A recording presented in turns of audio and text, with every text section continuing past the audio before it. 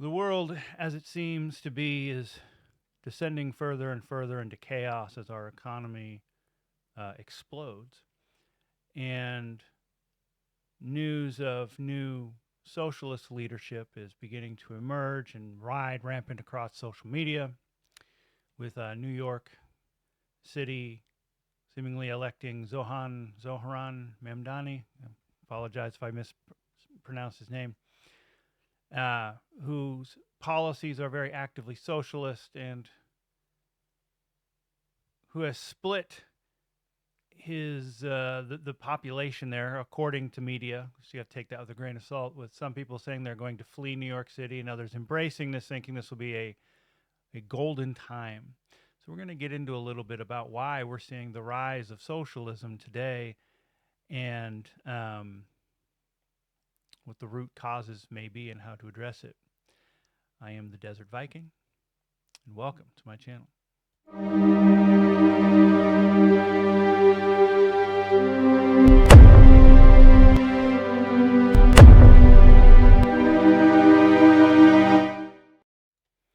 I'm not one to do a bunch of videos back to back or in rapid fire succession. I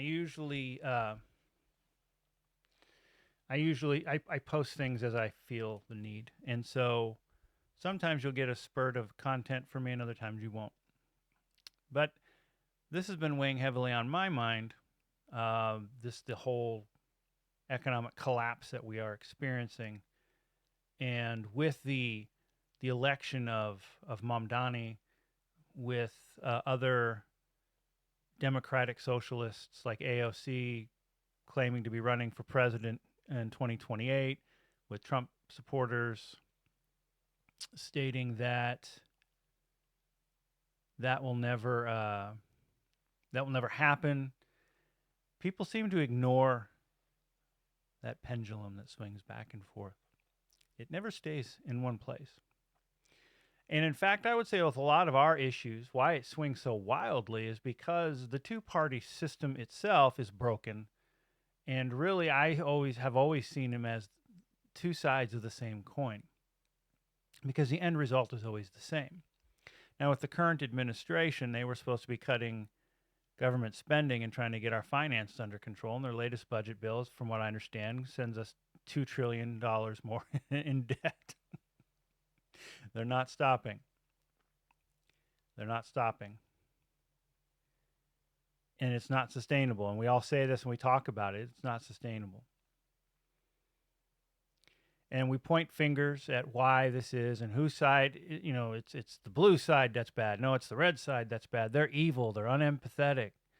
All this stuff. La da da da da. You're going to the same destination regardless what color of the roller coaster car you're in. If you're in red or blue, you're still going to ride the ride and get to the same destination.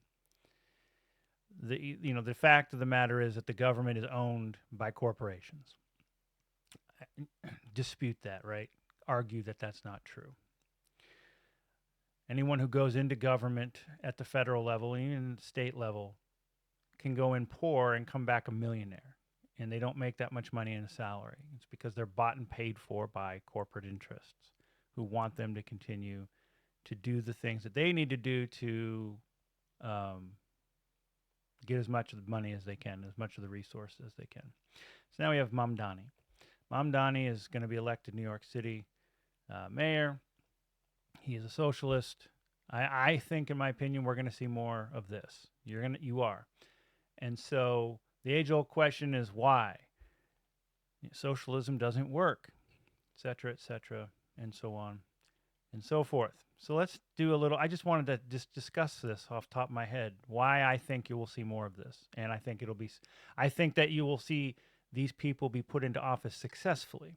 I don't think that socialist agendas will work for this country at all.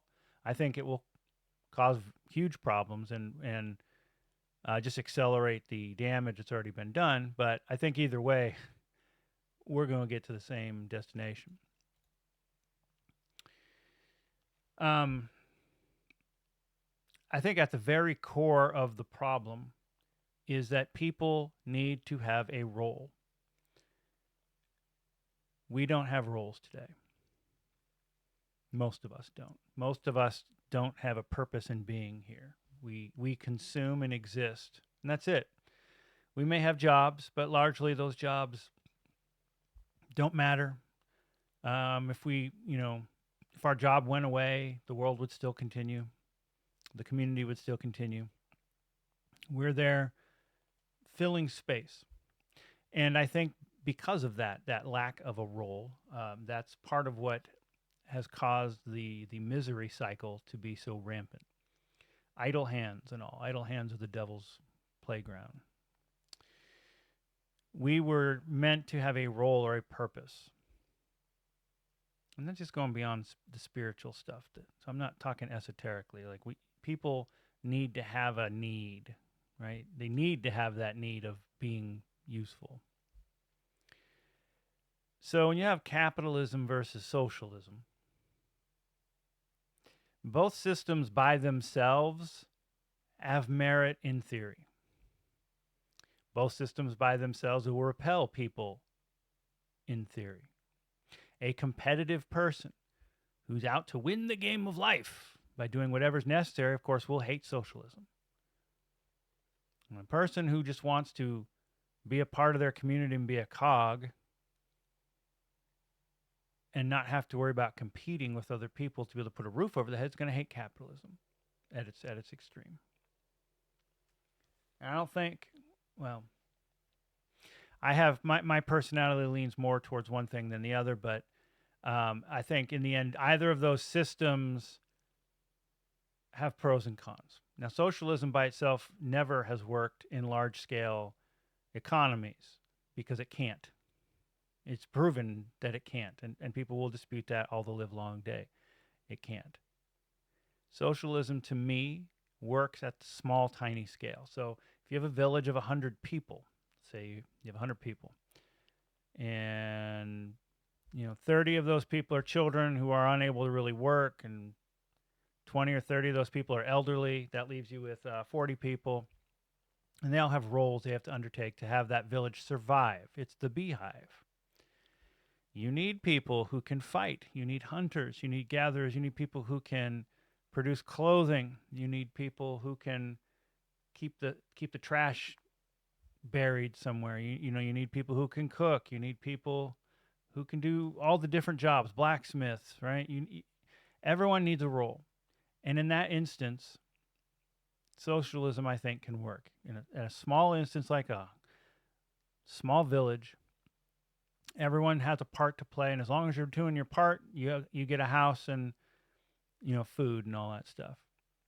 Because if anyone's not pulling their weight, the whole village dies or suffers. Once you get larger scale of people, why socialism fails is simply because no one needs to work, so no one will work. People have this innate sense of justice where it's not fair that some people are doing all the work so that a lot of people can lay around and do nothing. That's why socialism fails, and that's why it will not work. And that's why I believe New York City is about to have a really bad time. And I believe we will see more of this. And why will we will see more of this? Well, I'll discuss. But you're going to see more socialist type politicians become very popular here in the next year or two and be elected to these offices, mostly in progressive states. I don't see this happening in red states. And they will fail spectacularly. Because at scale, at larger numbers, there's just no one wants to do anything. So no one produces anything because they don't have to. Why should I produce something? That's for someone else to bother with. The government said they'll feed me and they'll take care of all my needs. I don't need to do anything. That's not a good way to go. We need to be useful. Now, capitalism. People complain about capitalism. Capitalism by itself has pros and cons. I would argue we haven't been in a capitalist system in decades. This isn't real capitalism. They call it capitalism because they have conditioned us to believe that this is the good and noble economic system while robbing us in front of our very eyes and then gaslighting us and saying that it's just because we're lazy or whatever that they say. The idea of capitalism and why it worked so well in the beginning is that the workers would receive fruits of their labors, other than here's your pittance and now go live in your hovel. And in the beginning, that was great. That's how you had manufacturers and you had these blue collar workers, these laborers able to afford houses and go on vacations and live the American dream. It truly was a prosperous time for this country. And that was what made this country great, is that all of us had that option. And over time, as we've seen, our productivity has risen as they've demanded more and more of us, but those wages, that flat line there, those have barely risen. And all that productivity has gone to the pockets of a few people. And as the generations have gone on, so the boomers in the late 40s, 50s, and 60s really benefited from this system. They were able to get a house. I think adjusted for inflation today, a manufacturer made the equivalent of about $65 an hour, which is an amazing wage for a laborer, for an unskilled or partially skilled laborer to raise a family on. You certainly could do that. Today, those people still make $15 to $18 an hour in an economy where, where I live, the average cost of an apartment is $2,000 to $2,500 a month. My mortgage now is, I got a mortgage before the rates all went up. My mortgage is less than the rent of a 1 or 2 bedroom apartment in a bad part of town near me, to put that into comparison. So for these Gen Zers that are coming up, yeah, the world's absolutely a shithole. And if I was 20, 25 years old, I'd be angry too. I'm angry now. But they blame that on capitalism. It's not capitalism by itself. Because what we're doing is not capitalism. We give subsidies and we have corporate welfare, so that these banks and these investor bros, they're backed up. Like when the housing market crashed in 2008, 2009, the banks were bailed out. They should never have been bailed out. They should have failed. That's capitalism. If you fail, if your policies fail, you should not be rewarded by being propped up. And they were propped up. And as you can see, because there is no consequences, they just keep pocketing more and more money. There's no reason to change. They just keep taking advantage. And now we've hit a breaking point. We're we're not sliding to oblivion. We are there.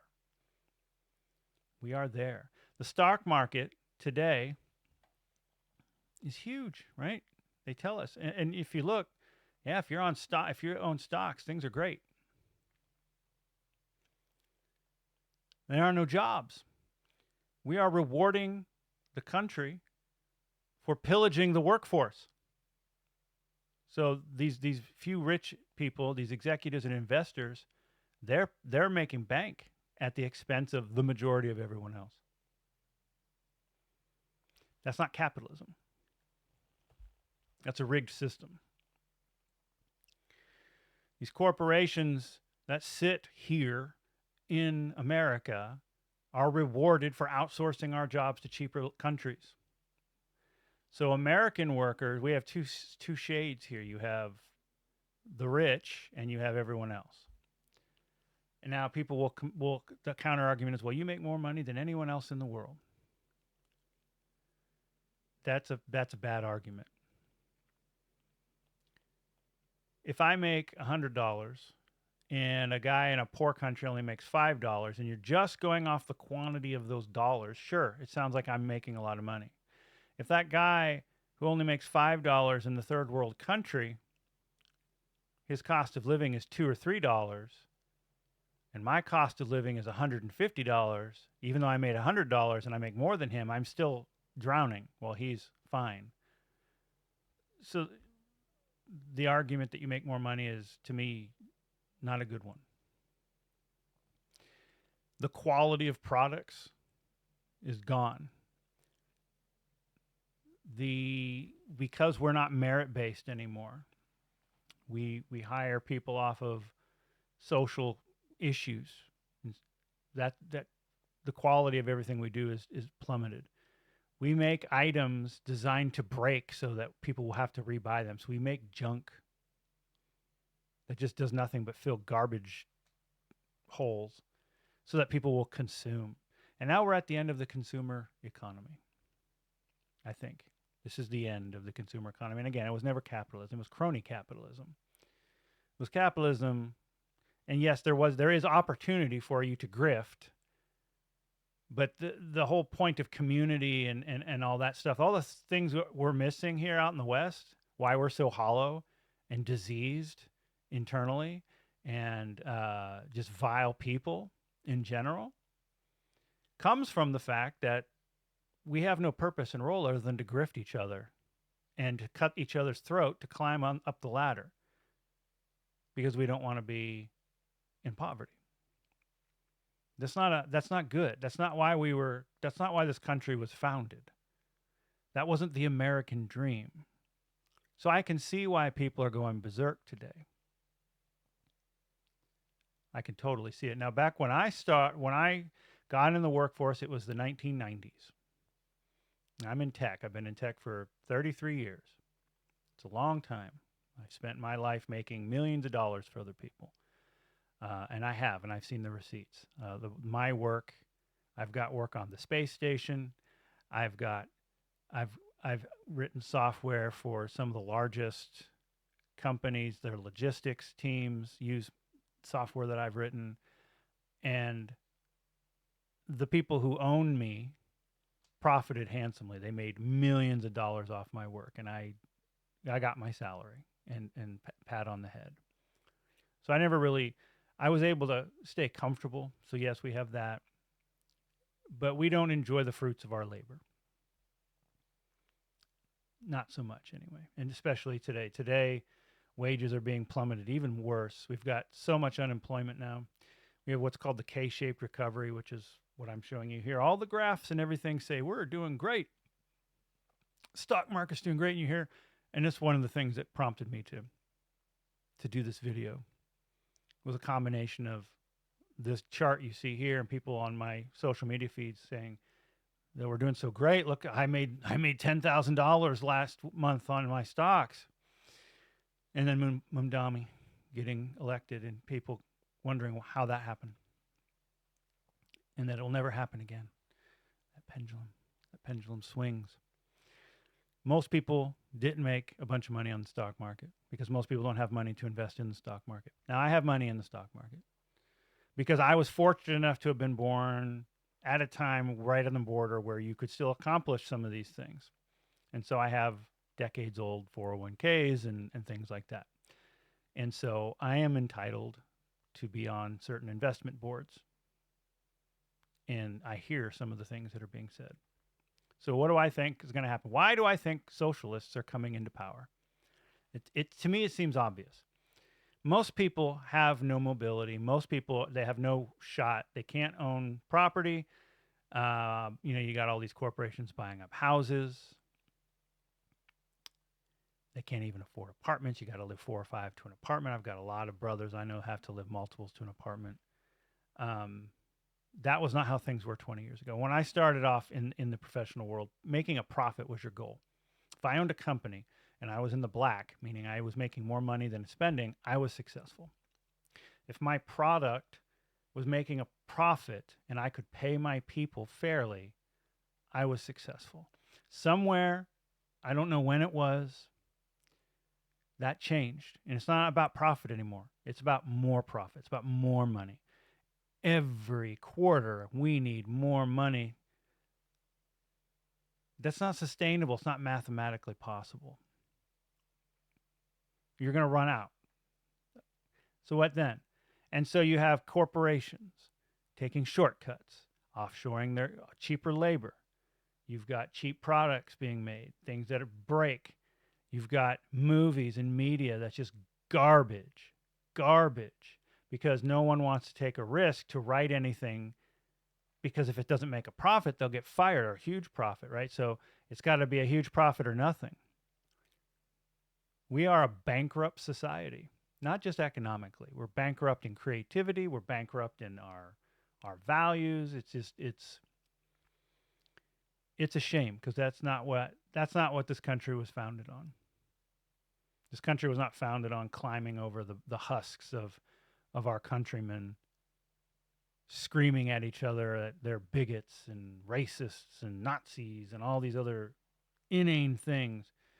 And when you look at why it is the way it is, we are being robbed right in front of our very faces. And yet we still point the finger at our neighbor as saying it's their fault. It's not our neighbor's fault.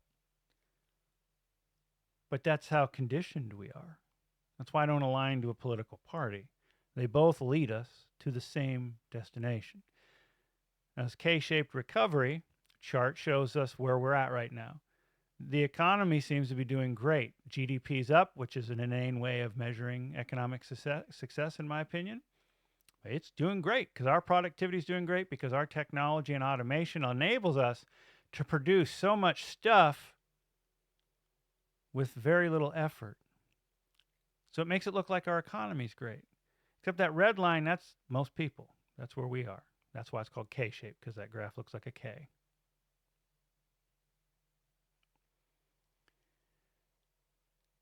Corporations are being rewarded for removing as many people, Americans, as possible. They're being rewarded for outsourcing our jobs to other countries. There is no national pride. There is no sense of a people. But globalist economies don't work when all the currencies and costs of living are different. And we, the American people, are the ones being subjected to the bottom of the boot right now. And then the counter argument is the social justice argument. Well, the rest of the world suffered, so now it's your turn. No one is going to willingly suffer or should be willingly suffering. Not in today's world where we have so much abundance, yet we destroy it and we hold it back because our system is designed as such where you can't have everyone be winners. That's one of the downfalls of money. If everyone has a lot of money, then money is worthless. It's like dirt and gold. Dirt is useful. You can do things with dirt. You can build things with dirt. You can shore up leaks with dirt. You can make, clay. You can do all kinds of things with dirt that's useful, but it's not worth much because anyone can go out and get it. Whereas gold also has uses, but gold is rare, and so it's worth more. Same thing with money. If everyone has money, money's useless. That's why if you raise the minimum wage, the prices automatically go up with it. So you have effectively done nothing because your buying power is usually going to be less and less and less. That's the problem with money. That's the terminal root of the issue. You have to have losers. You have to have poverty for money to have a value. This is where socialism appeals to people today because, again, humans are born with this inane sense of justice and what's fair and not.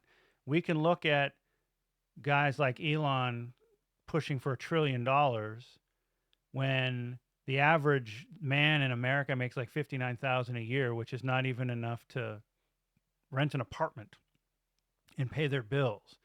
And it has nothing to do with even luxury items. It's just $59,000 a year in this city where I live. That's impossible. But I know for a fact that the master electricians here are hired for about $65,000 a year, which is just under the cost of living, unless you have roommates. That's weird to me that master electricians who are masters of their trade are that the ongoing wage for them is only like $33 an hour in a city that you need to make $35 or $36 an hour to pay your bill, to afford your rent, to pay for your car, transportation. The food costs are out of this world, so you have to live off of like ramen and rice and things like that. I mean, these aren't for a master electrician. They should not be living like a college student used to live in the 90s.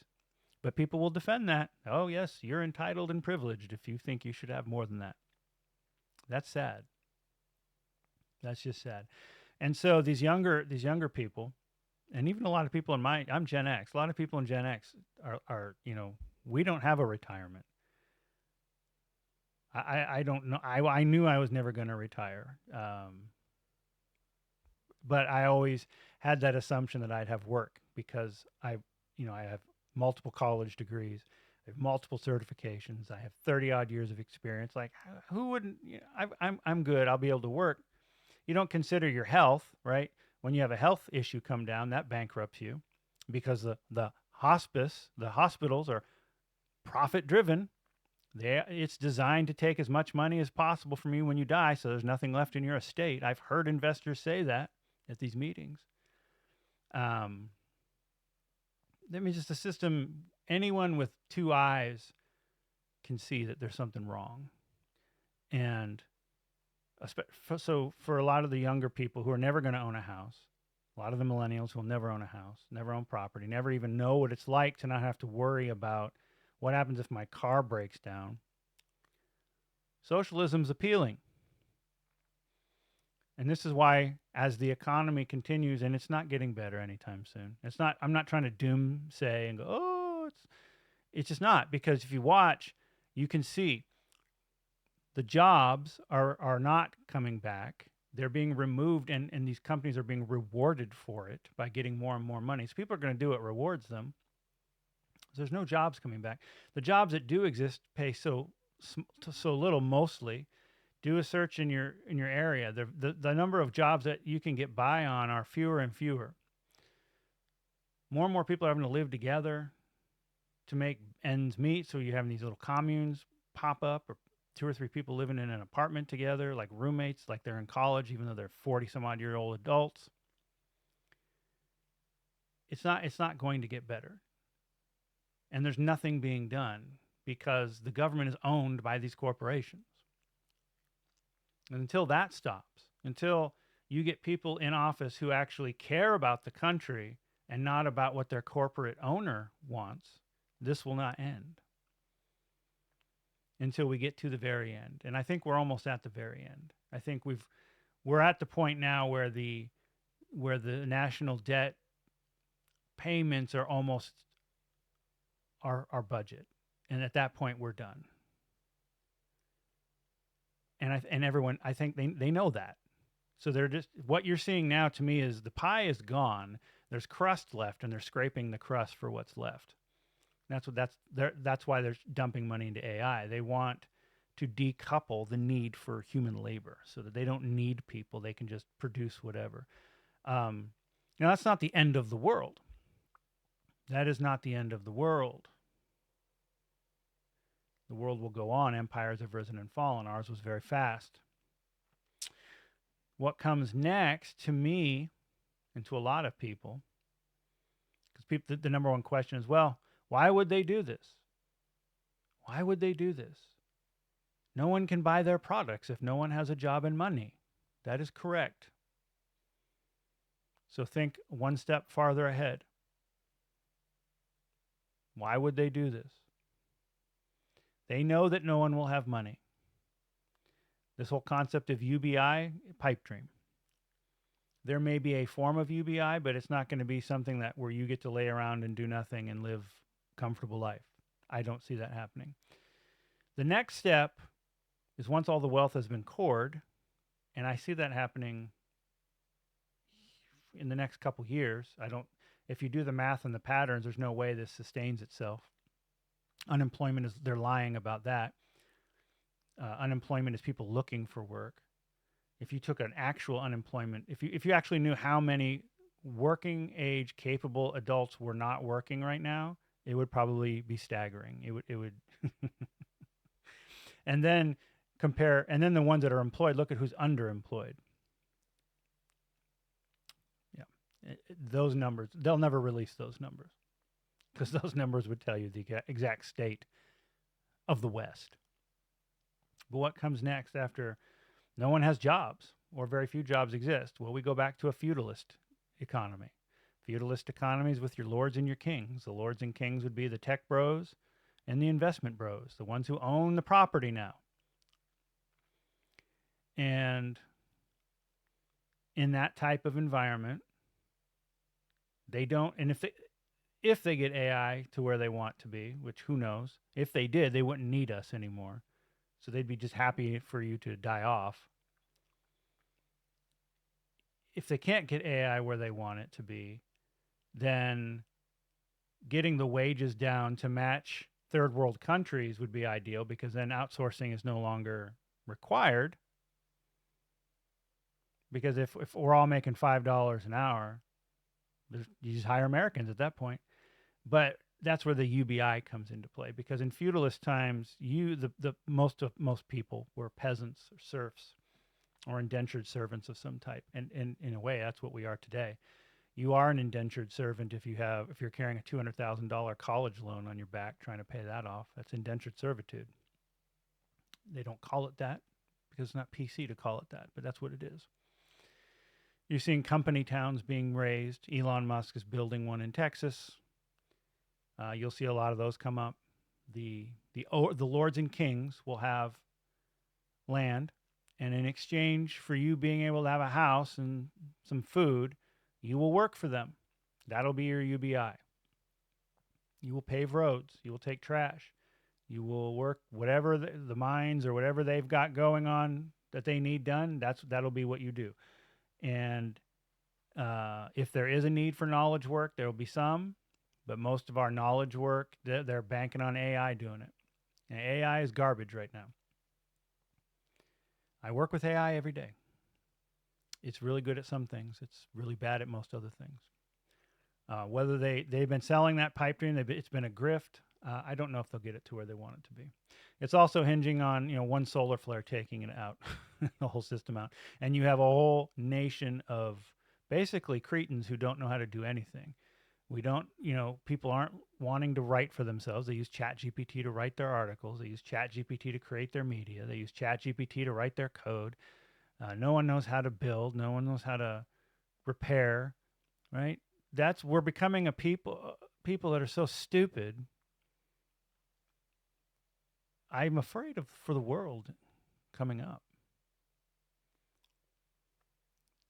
Even if AI got to where it needs to be, if you're reliant on AI to do everything, we're going to forget how to do basic math, because AI will just solve it for us. And then that solar flare hits. And then what do you do when everyone's stupid? Because everyone let all of our skills die off, except for a handful of people who kept them up. So looping back, I understand why he got elected. I understand the appeal. Capitalism by itself is not evil. Socialism by itself is not evil. The evil comes when men and women become involved in it and take power for themselves. Capitalism failed, not because capitalism's a bad idea, but because unfettered greed destroyed most of us. And I have to ask the question, if most of us had an opportunity to be the Elon Musk, we would probably take it too. That is an innate human thing. And that has to be solved for any nation to really be great. We were built off of industry. We were built off of a spirit that has been stomped out of us. We don't have that now. We fight each other over the sins of 300 years ago. We fight each other over the color and what's between our what's between our legs, and all the 90 different pronouns that people want to exist. Just the stuff that doesn't matter while we're being robbed in front of our eyes. That's the real problem. And how do you solve for it? They all have luxury bunkers, ladies and gentlemen. I believe every one of them has luxury bunkers and a jet line to that luxury bunker should things go south. I don't see any of this as accidental. And you can call that tinfoil hat. I see patterns, and those are the patterns I see. And the economy's in hell right now. This is worse than .com, in my opinion, or 2008. And a lot of that I say is because I've sat in some of those meetings where they're gleefully talking about the removal of labor, and they have no plan on what to do with all of us who have no work. other than ain't my problem. That's their answer. So that was my little top of my mind today on why you're going to see more of this in the next couple years, because the current administration has let the economies just tanked, and quite honestly, it doesn't matter if the blue side won, we'd be in the same situation because they're two sides of the same coin. When the red side won, I'm not allowed to use names. I get filtered and banned for that, or my video's taken down. I think I used the name already, so this will be shadow banned. But um, when the red side won, I said this was a gift for the blue side because the economy was already on its way into the toilet. It was already in the toilet. They were lying, talking about how great all these jobs were. There were no jobs. And so when the red side inherited that, there was no pattern to come out of it. And there hasn't been. And it's just gotten worse. So I think by midterms, things are going to be bad. I think we've already started to see bread lines. I've seen them in the media anyway. There's soup kitchens and bread lines appearing. I think by midterms, you're going to see more. I think by the next presidential election, it's going to be black times. And I have a hard time, and everyone's like, no, it's impossible for the blue side to ever win again. I don't, because they're going to be offering socialist agenda to a country that is so flattened by a destroyed economy because the elites and investors took it all, that of course they're going to go for that, because socialism promises that the government's going to take care of you, because the investor bros and the tech bros aren't going to take care of you. And that's something to consider. Not esoteric, it's real world stuff. If you have any comments, leave them below. And until next time, stay safe, stay healthy. We'll talk to you soon.